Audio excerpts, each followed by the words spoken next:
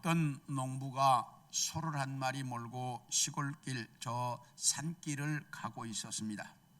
그때 이 농부가 소를 몰고 가는 것을 본 소매치기 두 사람이 서로 이 농부를 놓고 다투고 있었습니다.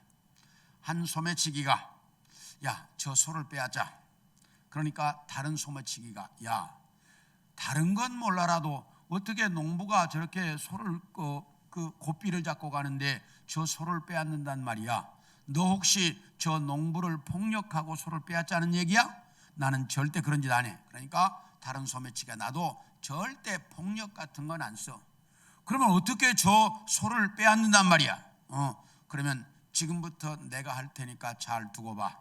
이러면서 서로 다투니 소를 빼앗을 수 있다고 하는 소매치기가 시장에 가서 예쁜 가죽신 한 켤레를 딱 사가지고 와서 그래가지고 농부가 소를 몰고 오는 저 앞에만 침 몰래 가더니 가죽신 한 짝을 던져놓았습니다. 농부가 소를 몰고 이렇게 지나가다가 정말 예쁜 가죽신이 한 짝이 이렇게 그 길바닥에 떨어져 있는 것을 보고 야, 참 예쁘다, 좋다. 그런데 저거 한쪽밖에 없으니 저거 어디 갔어? 그러면서 그냥 지나갑니다. 그래서 소가 이렇게 농부가 지나가다가 모퉁이를 딱 돌아서니 또 한 짝이 딱 거기 떨어져 있는 거예요. 야, 여기 있었구나. 그러더니 그 신발을 그 가죽신 한 짝을 딱 주워서 야, 여기는 사람이 많이 안 다니는 길이니까 아직 그거 있겠지? 그렇게 말을 하더니 중얼거리더니 옆에다가 소를 딱 묶어놓고 뛰어가는 거예요. 그 신발 한 짝 주우려고. 그래가지고 농부가 헐레벌떡 뛰어가서 오니까 진짜 그 신발을 안 주워갔어요, 누가. 그래서 신발 한 짝을 주워가지고 신이 나서 휘파람 불면서 야, 이렇게 예쁜 신발 한 짝을 신발 한 켤레를 얻었네. 야, 어떤 사람이 이렇게 가다가 잊어버렸나 본데 야, 기분 좋다. 그러면서 휘파람을 불면서 돌아와 보니 매놓았던 뭐가 없어졌어요? 소가 없어졌어요. 뭐 한 켤레 때문에? 신발 한 켤레 때문에 소 한 마리를 잃어버리고 말았습니다. 우리가 인생을 살아가다가 보면 정말 작은 것 때문에 정말 귀하고 소중한 것을 잃어버리고 살 때가 많이 있는데 오늘 본문에도 보면 우리 인생에서 가장 중요한 것이 무엇인지를 모르고 살아가고 있는 사람들의 모습이 잘 나타나 있습니다. 그래서 오늘은 우리가 인생을 살아가는 날 동안 가장 중요하게 여겨야 할 것이 무엇인가 하는 것에 대한 말씀을 오늘은 여러분들과 함께 나누려고 합니다. 첫째, 예수님께서 이 땅에 오신 목적이 무엇인지를 알아야 한다는 것입니다. 우리 13절을 보겠습니다. 시작. 너희는 가서 내가 긍휼을 원하고 제사를 원하지 아니하노라 하신 뜻이 무엇인지 배우라.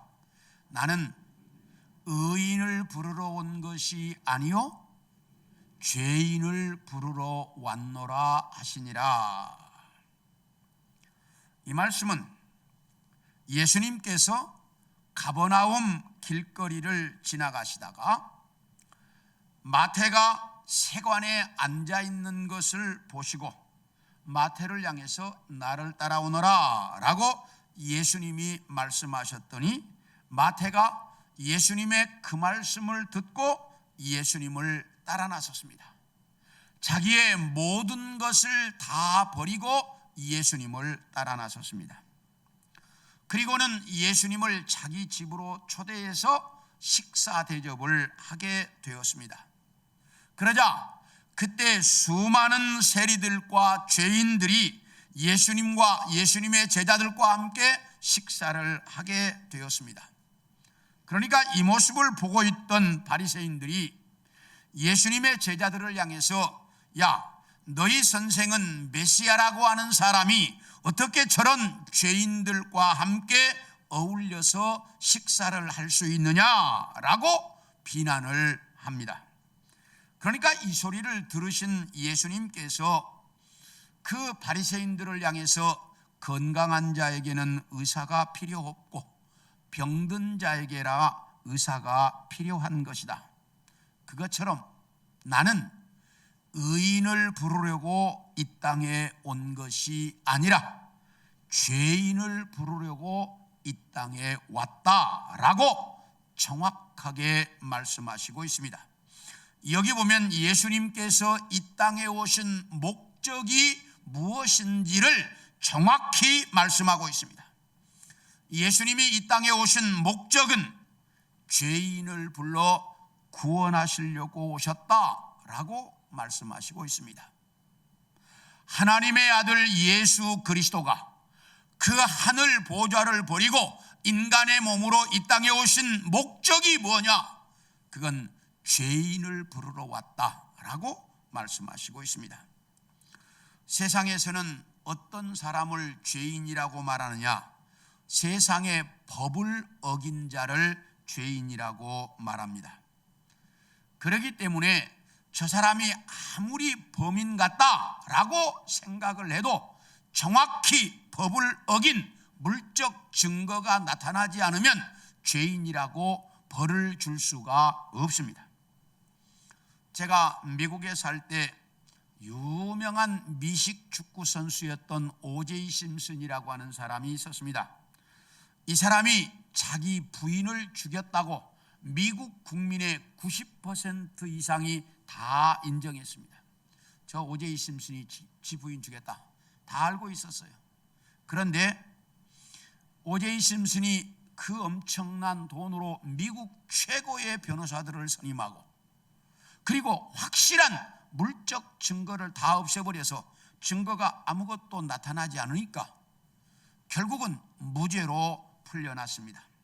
그때 미국이 한창 떠들썩했습니다. 그런데 지금 우리나라에서도 이런 일들이 공공연하게 벌어지고 있습니다. 그래서 세상은 세상의 법을 어긴 자를 죄인이다 이렇게 말을 합니다. 그렇다면 성경은 어떤 사람을 죄인이라고 말할까? 세상은 어떤 사람을 죄인이라고 말할까? 세상은 하나님의 말씀을 어긴 자를 죄인이다 라고 말합니다. 한번 따라 합시다. 하나님의 말씀을 어긴 자, 그 사람을 죄인이라고 말합니다. 우리 창세기 2장 17절을 보겠습니다. 시작. 선악을 알게 하는 나무의 열매를 먹지 말라. 네가 먹는 날에는 반드시 죽으리라 하시니라. 여기 보면 하나님께서 아담을 창조하시고 에덴 동산을 만들어서 그 에덴 동산 안에 살도록 만들어 주셨습니다.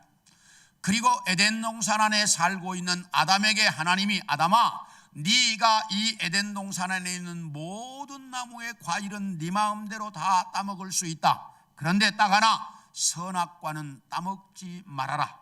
그것을 먹는 날에는 네가 반드시 죽을 것이다 라고 하나님이 말씀하셨습니다. 그런데 뱀의 꼬임에 넘어간 하와가 먼저 따먹고 그리고 그것을 아담에게도 주자 아담도 먹었습니다. 이렇게 해서 먹지 말라는 하나님의 말씀을 어겼습니다. 그래서 이것이 죄가 되어서 아담과 하와는 죄인이 되었습니다. 이렇게 아담과 하와가 죄인이 되자 하나님은 에덴 동산에서 그들을 쫓아내 버리셨습니다. 하나님의 말씀을 어겨서 죄인이 된 인간은 죄 없으신 하나님과 함께 있을 수가 없었습니다. 그렇다면 죄인이 된 인간은 왜 하나님과 함께 있을 수가 없을까? 하나님께서 인간을 창조하실 때 하나님의 형상대로 인간을 창조했습니다. 그래서 하나님의 형상을 가지고 있는 인간은 하나님과 함께 살 수가 있었습니다.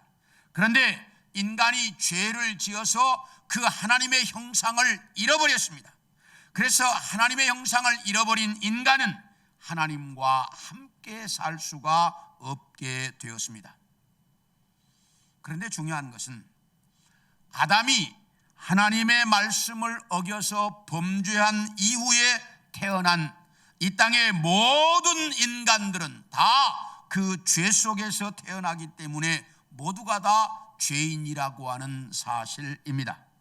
그러므로 역사 이래 이 땅에 태어난 모든 인간들은 다 죄인이었습니다. 이렇게 죄인이 된 인간들은 하나님의 형상을 잃어버렸기 때문에 하나님께로 가지 못하고 영원히 방황하고 있었습니다. 그런데 하나님은 인간을 창조하신 창조자요, 인간을 가장 많이 사랑하시는 분이었습니다. 그래서 그 인간들이 세상에서 방황하는 모습을 보고 저 인간들이 나에게로 올 수 있도록 해야 되겠다라고 생각하셔서 메시아를 이 땅에 보내서 인간들이 하나님께로 갈 수 있는 길을 만드시려고 이미 구약에 약속을 해 놓으셨습니다. 그리고 때가 되자 메시아인 예수 그리스도를 이 땅에 보내 우리 인간의 모습으로 오게 만드셨습니다. 그러므로 예수님은 왜 이 땅에 왔느냐? 죄인들을 불러서 예수 믿게 만들어 죄 용서함 받고 하나님의 형상을 회복해서 하나님께로 갈 수 있도록 만들려고 예수님이 이 땅에 오셨다라고 하는 사실입니다. 그래서 오늘 본문에서도 나는 죄인을 부르려고 이 땅에 왔다라고 본인이 이 땅에 오신 목적이 무엇인지를 정확하게 말씀하고 있습니다.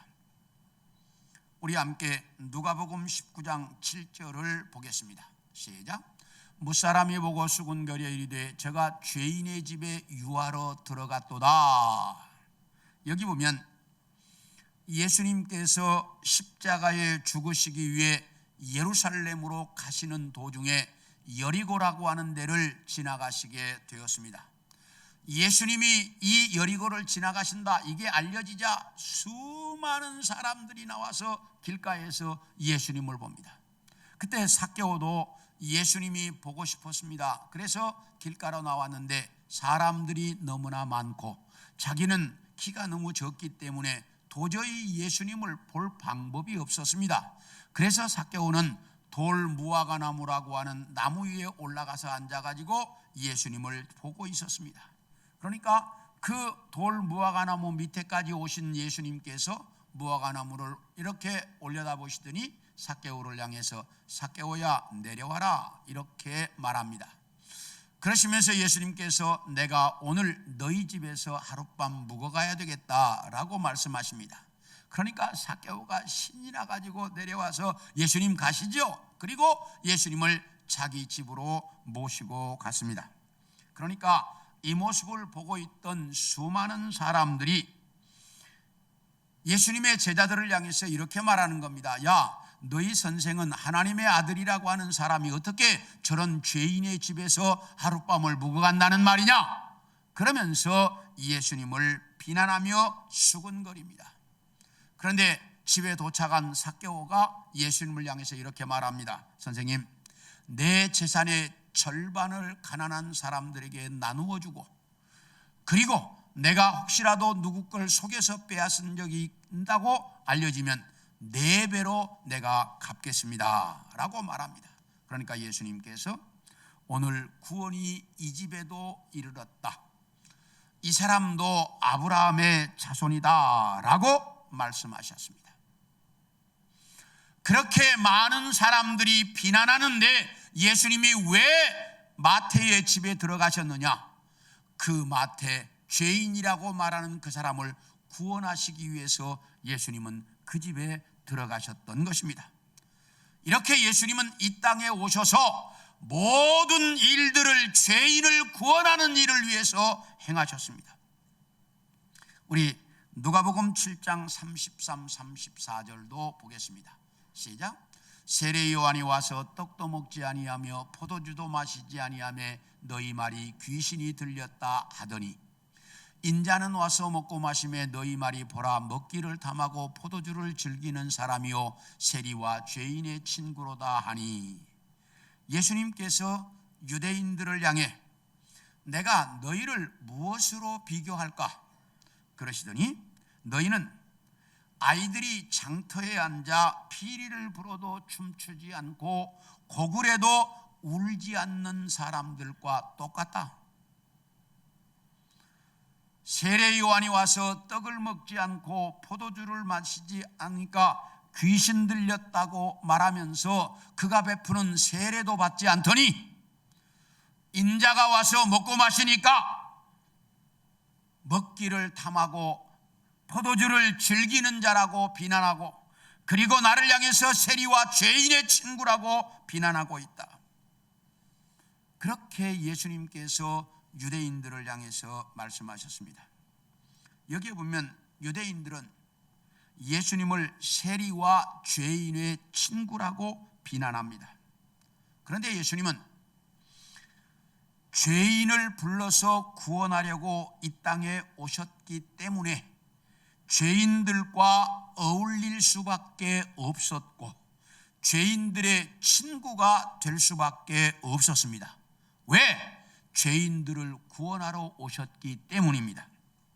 그런데 앞에서 이 땅에 사는 모든 인간들은 다 죄인이라고 말씀을 드렸습니다. 그러므로 이 땅에 사는 모든 인간들은 다 예수님과 친구가 되어야 하고 예수님과 어울려야 할 사람들입니다. 그런데 유대인들은 처음부터 마지막까지 예수님과 어울리지도 않았고 예수님을 비난하고 헐뜯고 결국에는 십자가에 못 박아 죽였습니다.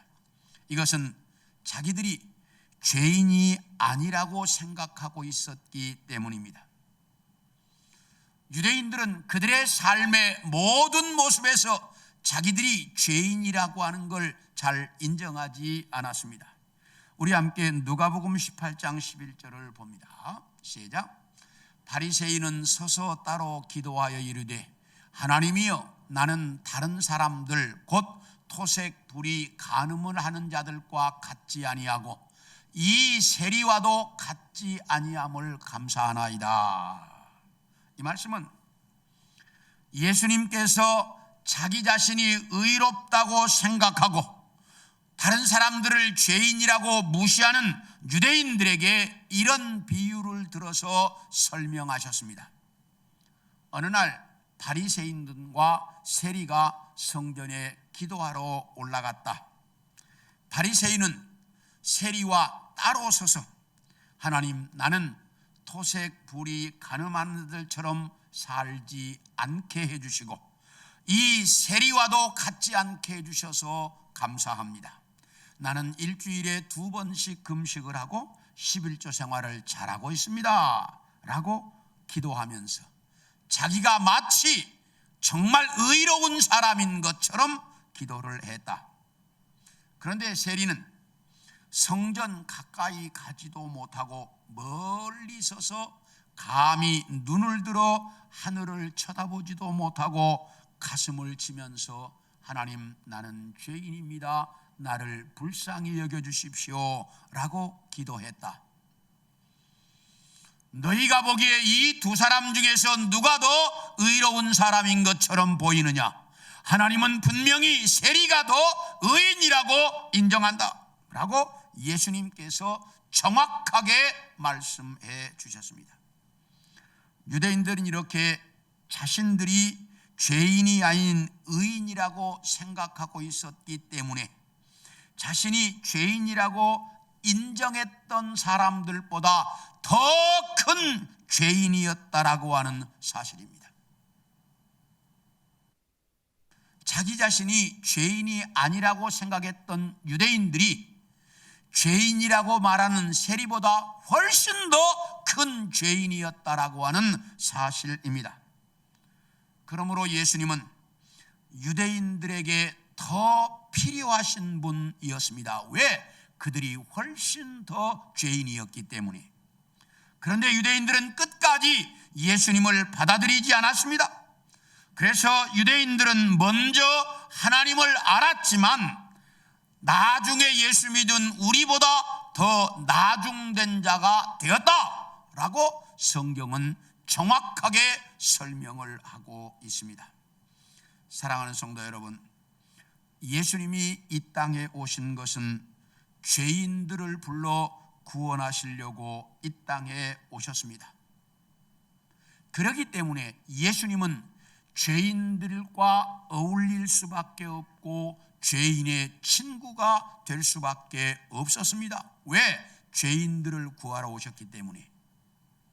그러므로 우리는 진정으로 예수님과 친구가 되어서 예수님과 함께 살 줄 아는 자들이 되어야 한다라고 하는 사실입니다. 이제 우리 성도들 모두가 정말 우리 예수님과 함께 살 줄 아는, 예수님의 친구가 되어 살 줄 아는 우리 성도들이 되어질 수 있기를 축원합니다. 둘째로, 그렇다면 예수님의 친구가 되어서 살려고 하면 내가 누구인지를 정확히 알아야 된다라고 하는 사실입니다. 우리 10절을 같이 읽겠습니다. 시작. 예수께서 마태의 집에서 앉아 음식을 잡수실 때에 많은 세리와 죄인들이 와서 예수와 그의 제자들과 함께 앉았더라. 여기 보면 예수님께서 마태의 집에 들어가셔서 식사하실 때 수많은 세리와 죄인들이 와서 예수님과 그 제자들과 함께 식사를 했다라고 말합니다. 그때 유대인들은 세리와 창기들을 언제나 죄인이라고 공개적으로 말하면서 자기들은 마치 죄인이 아닌 의인인 것처럼 언제나 말을 했습니다. 오늘 본문에서도 바리새인들이 예수님의 제자들을 향해 너희 선생은 어떻게 저렇게 죄인들과 함께 어울릴 수가 있느냐라고 따지고 있습니다. 이 말 속에는 자기들은 의인이기 때문에 저런 죄인들과는 어울리지 않는다는 그런 속뜻을 담고 있습니다. 이렇게 바리새인들은 언제나 자신들은 죄인들과 다른 사람, 자기들은 특별하게 죄가 없는 사람, 자기들은 하나님의 말씀대로 사는 의인, 이런 생각들을 가지고 있었습니다. 그런데 예수님께서 바리새인들을 향해서 뭐라고 말씀하시는지 보겠습니다. 우리 마태복음 23장 13절, 27절, 33절을 봅니다. 시작. 화 있을진저 외식하는 서기관들과 바리새인들이여, 너희는 천국문을 사람들 앞에서 닫고 너희도 들어가지 않고 들어가려 하는 자도 들어가지 못하게 하는도다. 화 있을전저 외식하는 서기관들과 바리새인들이여, 회칠한 무덤 같으니 겉으로는 아름답게 보이나 그 안에는 죽은 사람의 뼈와 모든 더러운 것이 가득하도다. 뱀들아, 독사의 새끼들아, 너희가 어떻게 지옥의 판결을 피하겠느냐. 그렇게 자기들은 의인이라고 생각하고 있는 이 바리새인들과 유대인들을 향해서 예수님이 하신 말씀은, 너희는 회칠한 무덤 같은 자들이어서 겉으로는 그럴듯하게 보이고 하나님의 말씀대로 사는 것 같아 보이지만 속으로는 세상 모든 죄를 다 짓고 온갖 더러운 짓은 다 하고 살고 있기 때문에 너희는 절대로 천국에 들어갈 수 없고 천국에 들어가려고 하는 사람도 가로막고 있다. 그렇기 때문에 너희는 지옥 판결을 절대로 면할 수 없는 사람들이다 라고 주님께서 그 바리새인들, 유대인들을 향해서 말씀하고 있습니다. 유대인들은 자기들이 의인인 것처럼 생각하고 있었지만 예수님이 하신 말씀은 전혀 다른 모습이었습니다. 왜 그럴까요? 유대인들은 자기들이 어떤 사람인지를 정확하게 모르고 있었기 때문에 그랬습니다. 그런데 문제는 우리들 중에도 이렇게 바리새인들처럼 사는 사람들이 많이 있다라고 하는 사실입니다. 내가 누구인지를 정확하게 모릅니다. 앞에서 말씀을 드린 대로 아담 이후에 이 땅에 태어난 모든 인간들은 다 죄인이라고 말씀을 드렸습니다. 그러므로 우리도 당연히 뭡니까? 우리도 당연히 죄인입니다. 그런데 당신이 죄인이라고 하면 아주 기분 나빠합니다. 그리고 속으로는 내가 특별하게 죄 지은 게 없는데 내가 왜 죄인이냐고 그러면서 아주 듣기 싫어합니다. 그런데 우리는 내가 누구인지를 정확하게 알아야 합니다. 지난 12월 달에 이제 의료보험에서 건강검진을 해야 된다고 그래가지고 병원에 건강검진을 받으러 갔습니다. 건강검진 받고 이제 의사 앞에 결과를 듣기 위해서 앉았는데 의사 선생님한테 아주 싫은 소리를 좀 들었습니다. 그분이 저한테 그랬어요. 목사님, 췌장암이나 간암 같은 병들은 전혀 증상이 나타나지 않습니다. 그러다가 증상이 나타나면 그때는 이미 손을 쓸 수 없는 상태가 됩니다. 그렇기 때문에 1년에 한 번쯤은 건강검진을 해서 그런 병들이 발견되면 수술을 하거나 약을 쓰면 됩니다. 그런데 목사님처럼 이렇게 몇 년씩 건강검진을 안 받으면 방법이 없습니다. 그러니 다음부터는 무슨 일이 있어도 1년에 한 번씩은 건강검진을 받으십시오. 아주 의사한테 아주 싫은 소리를 좀 들었습니다. 이것은 그 의사 선생님이 저를 잘 알기 때문에 정말 저를 사랑해서 하신 말씀이었습니다. 그런데 우리는 어디가 특별하게 아프지 않으면 병원에를 잘 갑니까? 안 갑니까? 안 갑니다. 왜냐하면 저 같은 경우는 그래요. 병원에 갔다가 혹시라도 어디 이상한 데가 있습니다 라고 이상한 소리 들을까 봐 두려워서 안 갑니다. 그런데 그 의사 선생님의 말을 듣고 제가 이거 안 되겠다, 나도 이제 1년에 한 번씩은 건강검진을 해야 되겠다 이런 생각을 했는데, 우리는 꼭 1년에 한 번씩이라도 의사 앞에 가서 내 몸에 이상이 있는지 없는지를 확인해야 합니다. 그래야 건강하게 살 수 있는데, 이것처럼 우리는 주님 앞에 서서 내가 어떤 사람인지를 확실하게 깨달아야 한다라고 하는 사실입니다. 주님 앞에 서보지 않으면 내가 누구인지 어떤 사람인지 우리는 모른다. 우리 함께 누가복음 5장 8절을 읽겠습니다. 시작. 시몬 베드로가 보고 예수의 무릎 아래에 엎드려 이르되 주여 나를 떠나소서 나는 죄인이로소이다. 이 말씀은 베드로의 배에 오르셔서 수많은 사람들에게 말씀을 가르치시고 난 예수님께서 베드로에게 이렇게 말합니다. 베드로야, 깊은 데로 가서 그물을 내려 고기를 잡아라. 그러니까 베드로가 선생님, 우리가 밤새도록 그물을 이곳저곳에 다 던져봤지만 고기 한 마리 못 잡았습니다. 그러나 선생님께서 말씀하시니까 그 말씀에 의지해서 내가 깊은 데로 가서 그물 한번 던져보겠습니다. 그리고 베드로가 배를 몰고 나가 깊은 데로 가서 그물을 던졌습니다. 그랬더니 이게 웬일입니까? 어마어마한 고기가 잡혀서 두 배의 만선을 이룰 만큼 고기가 잡혔습니다. 그래서 그 고기를 싣고 무트로 올라온 베드로가 예수님의 발 앞에 엎드려서 이렇게 고백합니다. 주여 나를 떠나소서 나는 죄인입니다.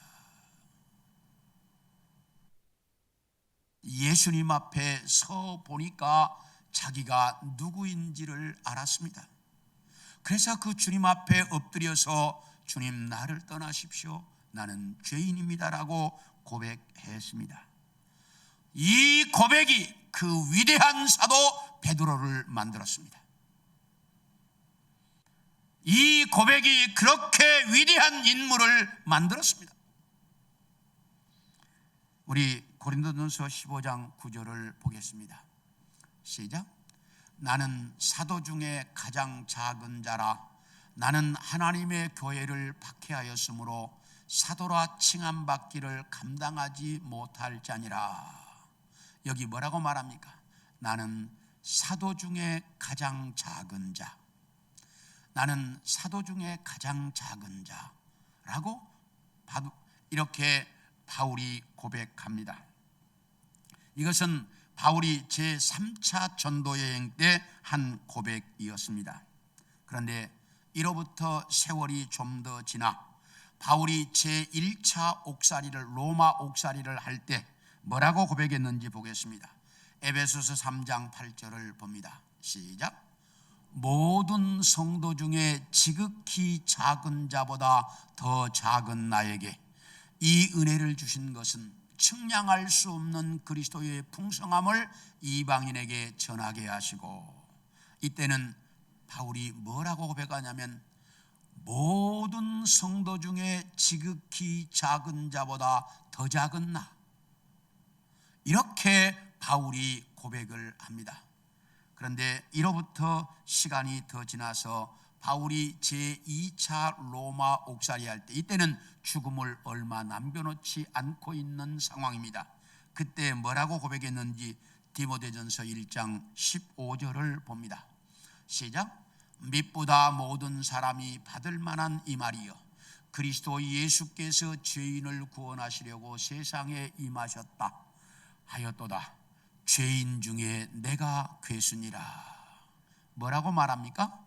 죄인 중에 내가 괴수입니다. 바울은 그렇게 고백했습니다.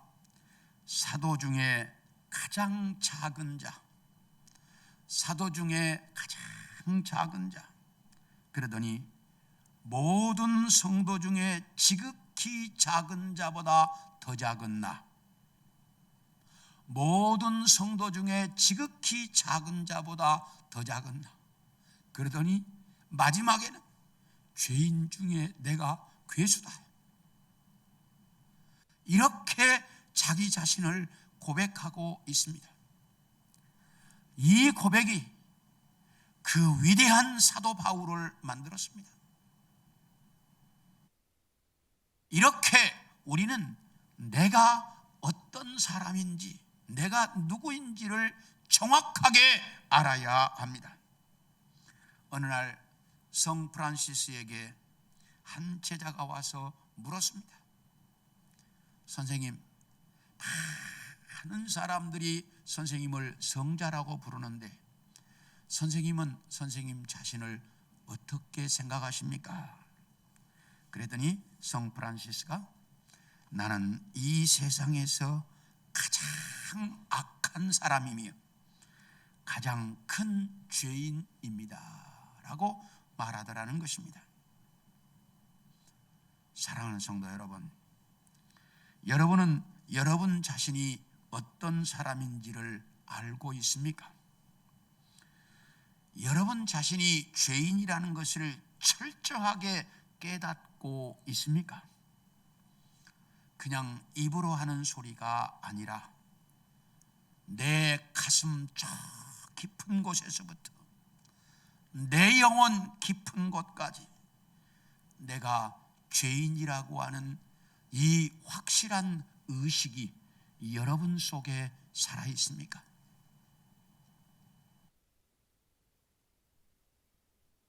이 분명한 의식이 내 삶에, 내 인생에서 내가 죄인이라고 하는 것이 정확히 느껴지고 있습니까?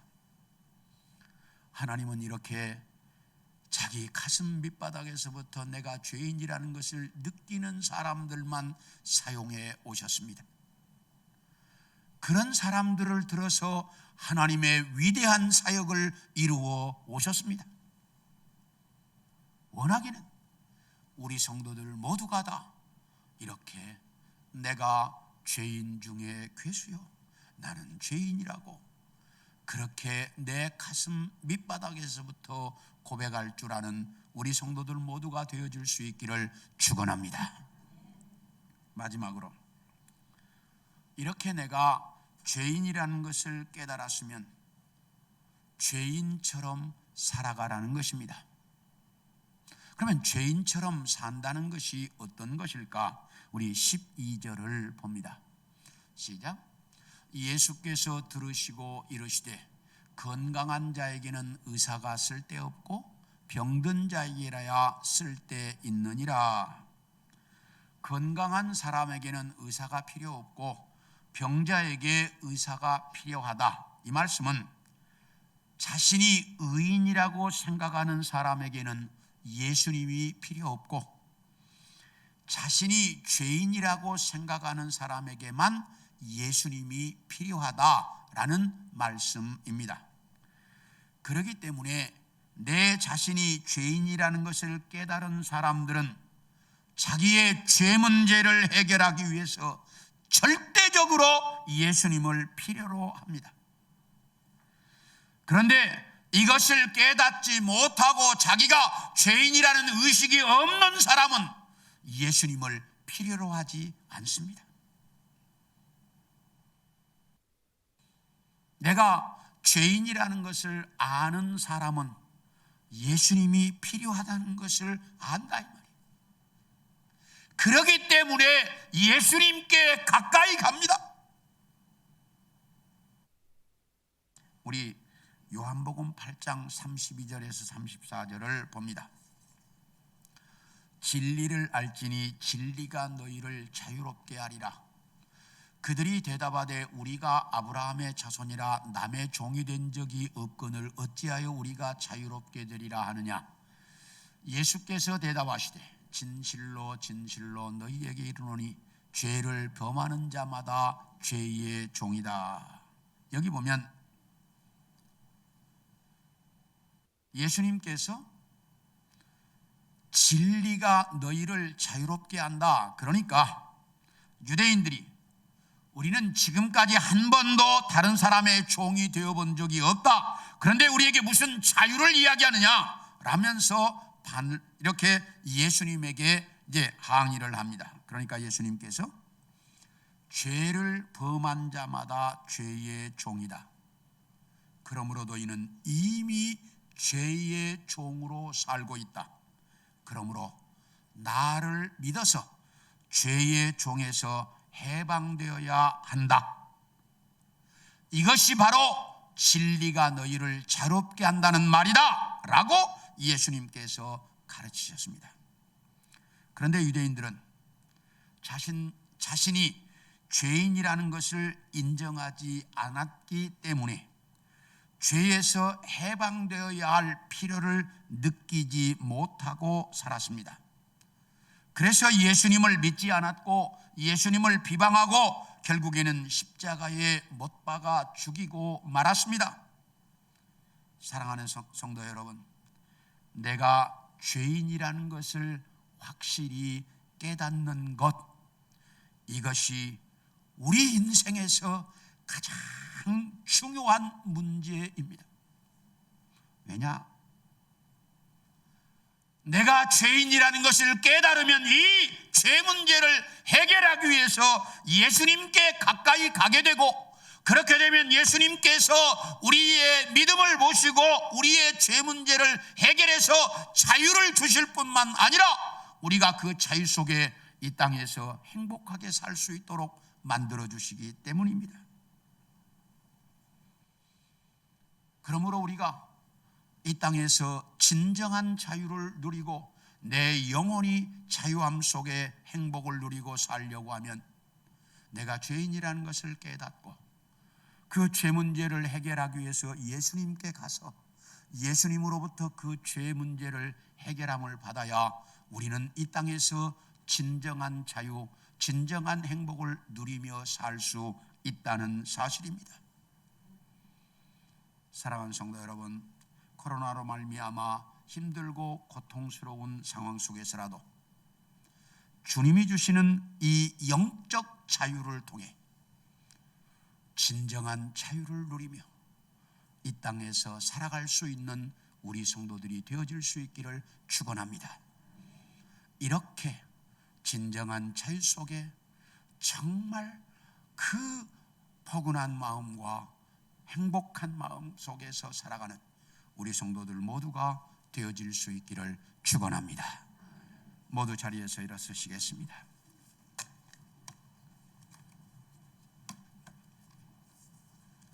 이 시간 우리 한번 기도하겠습니다.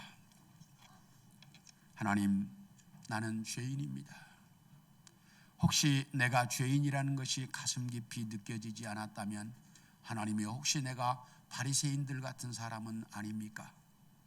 내 모습을 정확히 깨닫고 내가 죄인이라는 것을 알고 주님께 가서 그 죄 문제를 해결함 받을 수 있게 해달라고 여러분들이 이 시간 함께 정말 기도하면서 내가 죄인이라는 것을 깨달았으면 주여 나는 죄인입니다. 나를 불쌍히 여기셔서 나를 좀 도와주세요.